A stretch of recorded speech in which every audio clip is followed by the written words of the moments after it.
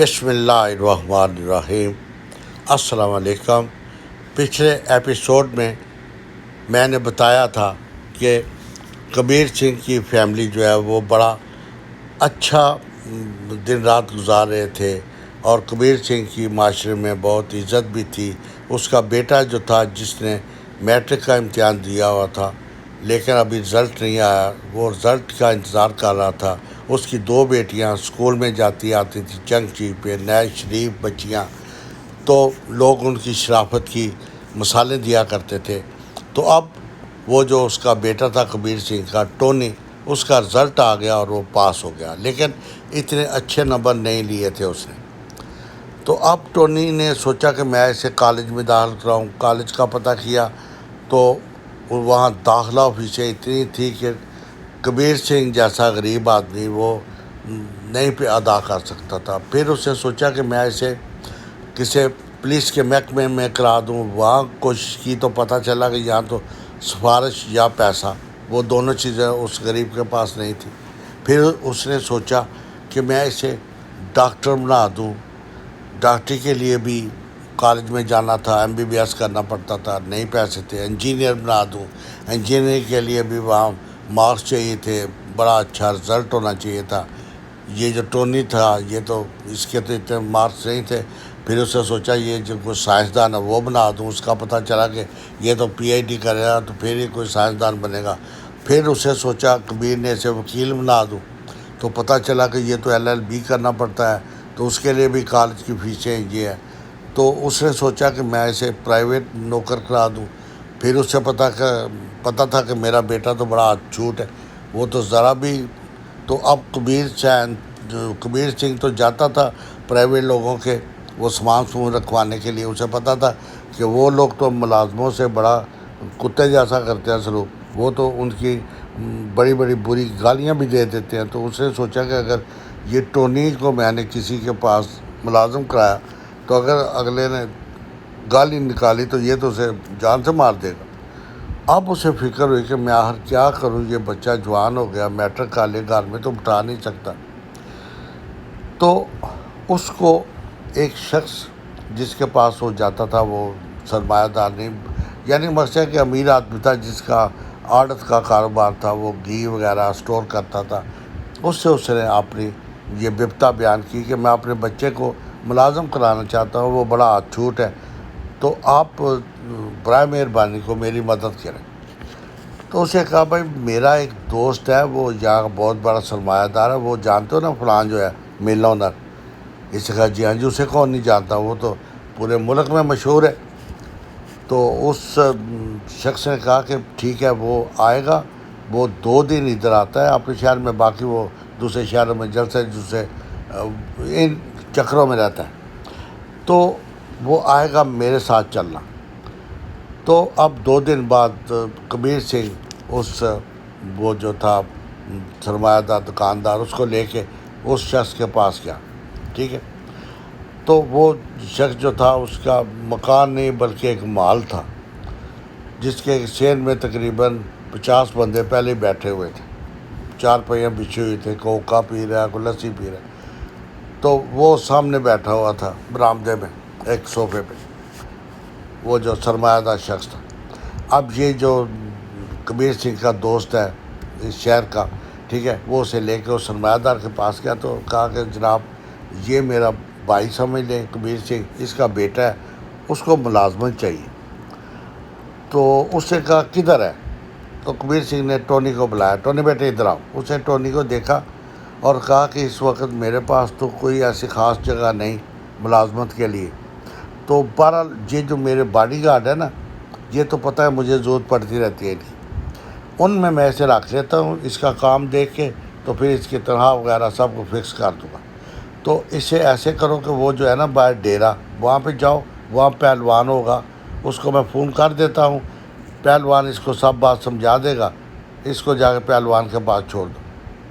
اب وہ کبیر سنگھ اور اس کا دوست جو تھا وہ اس ڈیرے پہ گئے، وہاں پہلوان ایک بیٹھا ہوا تھا، وہاں آلریڈی تقریباً کوئی 15 بندے بیٹھے ہوئے تھے جن کے پاس رائفلیں، اسلحہ، وہ بیٹھے، کوئی سگریٹ پی رہا تھا، کوئی تاش کھیل رہا تھا، اس طرح کا ماحول تھا۔ انہیں جا پوچھا جی پہلوان کدھر ہے؟ ایک شخص نے کہا جی میں ادھر آؤ.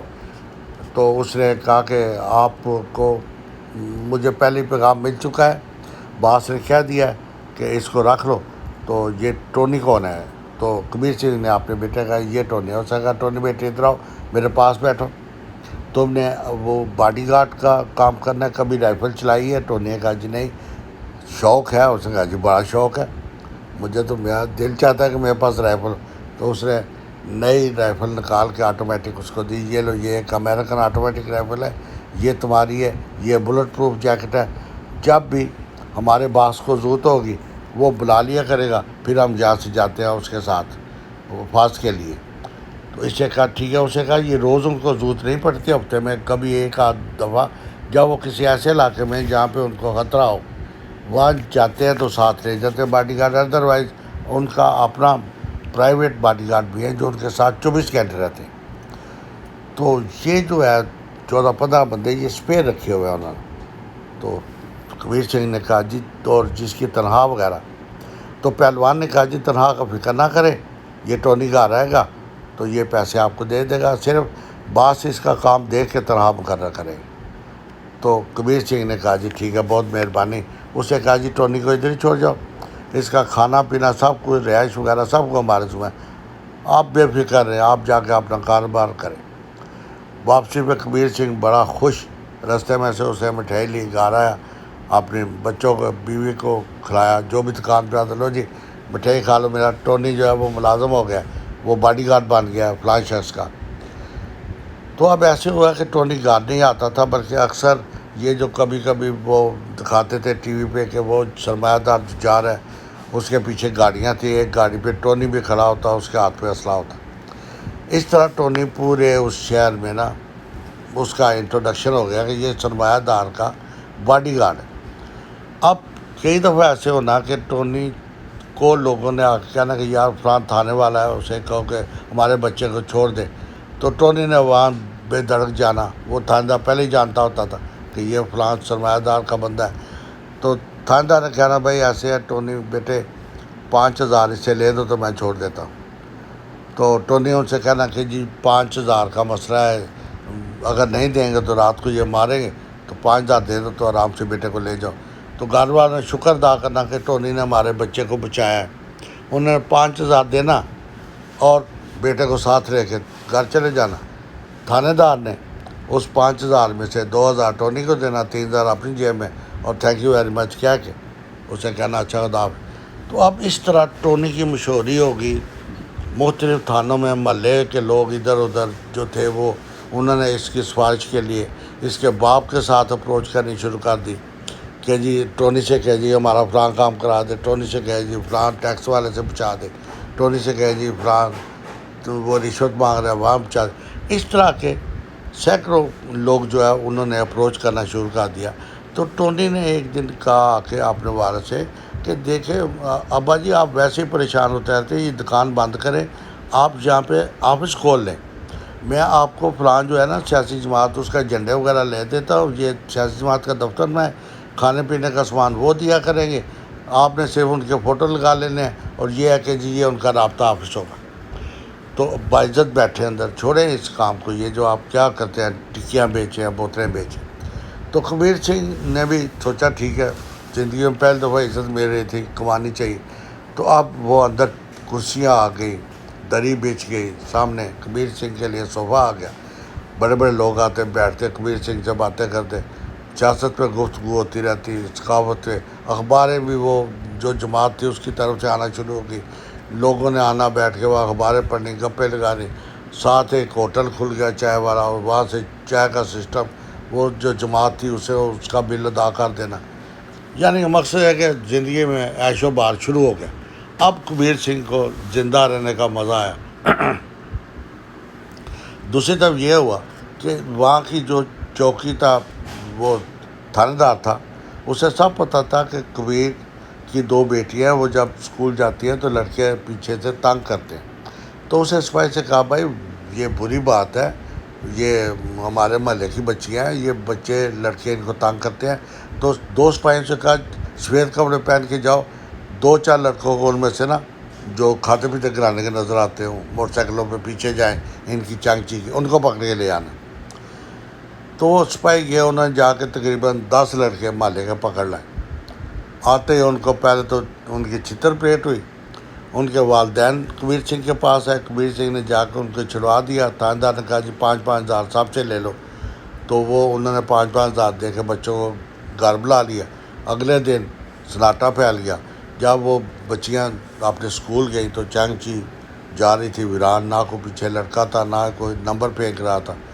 2-3 دن انہوں نے محسوس کیا، اب انہوں نے وہ جو تھا حجاب وغیرہ اس کو اتار دیا کہ ہمیں تو دیکھتے ہی کوئی نہیں، تو یہ ہم نے کیا کیا ہوا ہے۔ پہلے تو وہ نیچے نظریں چھپ چھپا کے بیٹھی ہوتی تھی کہ پیچھے دیکھنے والے 50 موٹر سائیکل ہوتے تھے، اب تو انہیں دیکھتے ہی کوئی نہیں تھا، وہ سیدھا بیٹھتی، بلکہ انہوں نے سوچا کہ اب تو ہم دوپٹے بھی نہ لیں تب بھی کوئی فکر نہیں۔ تو بہرحال یہ تھا کہ ہر ایک ہوتا ہے کہ جوانی میں انسان کا جی چاہتا ہے مجھے کوئی دیکھے، کوئی سیٹی مارے، کوئی تانگ کرے، تو لیکن وہ تو لڑکے تو ان لڑکیوں کو دیکھ کے یوں بھاگ جاتے ہیں جیسے یہ کوئی ایٹم بم ہو۔ اب یہ اگر کسی لڑکے کے پاس وہ اپنا فون نمبر موبائل پھینکتی نا تو وہ ایسے بھاگ جاتا ہے جسے اسے ہینڈ گرینیڈ کی پن نکال کے پھینک دی۔ تو یہ دہشت کا عالم تھا اس ایریے میں ان کا۔ تو اب یہ جو کبیر سنگھ تھا اس نے بھی زمین لے کے وہاں باہر ایک بہترین کوٹھی بنوا لی، وہ چانگچی کی بجائے اب یہ بچیاں بہترین کار میں جاتی تھی، تو سلسلہ چل رہا تھا۔ اب دوسری طرف یہ ہو رہا تھا کہ یہ جتنی وارداتیں ہو رہی تھی باہر، وہ سرمایہ دار کروا رہا تھا اپنے باڈی گارڈوں سے، تو وہ تھانوں میں رپورٹ ہوتی تھی، تھانے والے اس سے پوچھتے تھے کہ سر کیا کریں، تو وہ کہتا تھا آپ اپنا کام کریں، انہیں اپنا کام کرنے دیں، آپ ایف آئی آر کاٹے جائیں، صرف ان کو پکڑنا نہیں آپ نے۔ تو یہ ہو گیا کہ اتنی ایف آئی آریں اس ایریے میں ہو گئی ٹونی کے خلاف، اتنے پرچے ہو گئے قتل کے، دوسرے تیسرے، وہاں مفرور قرار دے دیا گیا۔ پولیس والوں نے عدالت سے یعنی کہ پکڑنے کے آرڈر لے دیے کہ اگر مقابلہ کرنا پڑے تو یا شوٹ بھی کر دو، کوئی بات نہیں۔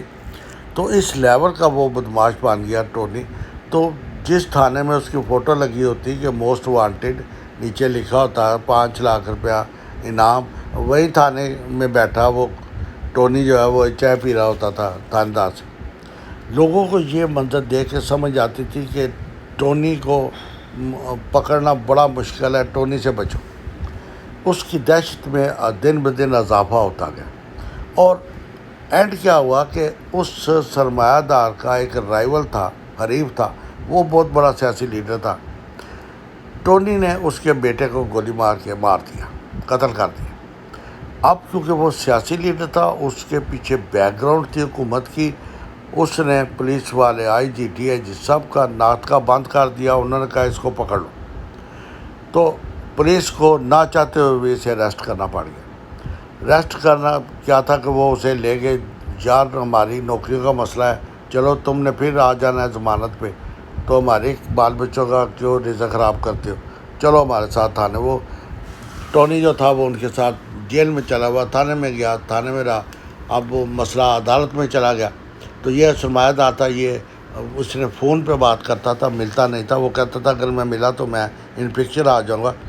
تو ٹونی بیٹے تم میرے بچوں کی طرح ہو، کوئی فکر نہ کرو، میرا وکیل تمہارا کیس لڑے گا، تمہارے گھر کا سب خرچہ میں بھیجتا رہوں گا، تم ڈونٹ وری۔ تو یہ جج وغیرہ سب میرے ساتھ ملے ہوئے ہیں، تمہارے حق میں فیصلہ آئے گا، تم بے فکر ہو جاؤ۔ اس طرح وہ کیس چلتا رہا، لیکن دوسری پارٹی جو تھی نا وہ سیاسی پارٹی تھی، ان کا حکومت میں ہاتھ تھا، لہٰذا ٹونی کو سزائے موت ہوگی، اور وہ جو سرمایہ دار تھا اس نے نیا باڈی گارڈ رکھ لیا۔ This is the end of tragic story. تو خدا را آپ کے بال بچے جو ہیں ان کو کبھی بھی اس لائن پہ نہ چڑھنے دیں کہ وہ کسی اعلیٰ کار بن کے کسی سیاسی لیڈر کا، کسی سرمایہ دار کا ٹونی بدماش بن جائے، اور اینڈ میں کیا ہو کہ سزائے موت ہو جائے، وہ ٹونی بدماش جو وہ یعنی کہ ختم، اور وہ جو سرمایہ دار ہے وہ اپنا کوئی نیا باڈی گارڈ رکھ لے۔ تو یہ آج کی کہانی یہاں پہ ختم ہوتی ہے۔ تو آپ اس سے عبرت پکڑیں، اپنے گرد و نواح میں دھیان رکھیں۔ اگر کوئی کبیر سنگھ اپنے بیٹے کو ٹونی بنا رہا ہے، اسے منع کریں، لوگوں کو ہدایت کریں، اور اللہ رسول کے لیے اپنے اپنے گھروں میں اپنے بچوں کی حفاظت کریں، ان کو نیک ہدایت کریں، ان کی پرورش کریں، ان کا ایسی تربیت کریں کہ انہیں بدماشوں سے نفرت ہو۔ یہ جو بڑے لوگ ہیں یہ استعمال کرتے ہیں، ان کو بتاؤ کہ یہ اپنا کام نکل جانے کے بعد کبھی بھی سہارا نہیں بنتے۔ سہارا صرف رب کی ذات ہے، اور اللہ پاک اس کا سہارا بنتا ہے جو اس پہ اعتماد رکھے اور اچھے کام کرے، نیک انسان بنے۔ تو آج کے لیے اتنا کافی ہے۔ اپنے گرد و نواح کا خیال رکھے۔ اللہ پاک ہم سب کو ہدایت دے اور ہمارے حفاظت کرے۔ اللہ حافظ۔ پھر ملاقات ہوگی کسی نئی کہانی کے ساتھ، کسی نئے ایپیسوڈ کے ساتھ۔